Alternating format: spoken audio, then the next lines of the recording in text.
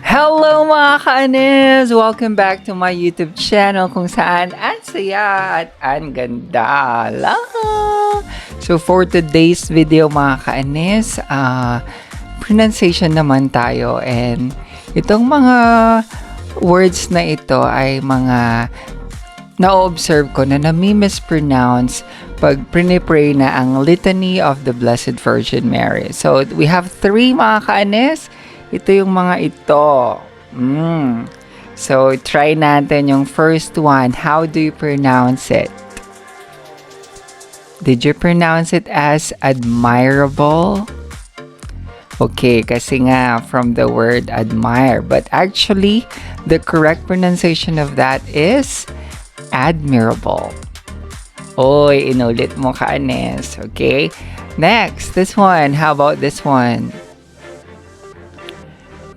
Pronounce mo ba siya as amiable? The correct is amiable. Yan. How about the last one? This one. Did you pronounce it as patriarchs? It should be patriarchs. Okay?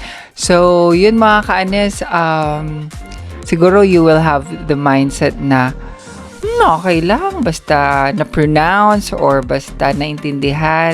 Importante nakapag-pray or importante naintindihan. Okay lang naman yung mindset na ganun mga kaanis. Pero it won't hurt then pag ipropronounce natin siya ng tama. But of course, we have to still pray it with heart. Yan, taos sa puso dapat ang pag-pray. Anyway, shout out ko si John Patrick Garcia. Thank you so much sa pag-comment. Yan, he was my former student. And of course, kay Sir Peter, yan. Ayan, sinuportahan niya ako sa aking content na celebrator versus celebrant. Sabi niya pa, meron siyang additional input na it depends on the dictionary she used, but both words are acceptable for someone who is celebrating his or her birthday. Native English speakers in North America always use celebrants with the S. Yan, celebrants. Ayun. Huwag ko nang basahin yung iba, baka akala nyo nangaaway kami. Pero hindi po kami nangaaway. Kami po ay nag-educate lang. Yan. So, for more kwentuhan sa mga words, pronunciation, meaning, yan, comment lang kayo sa baba.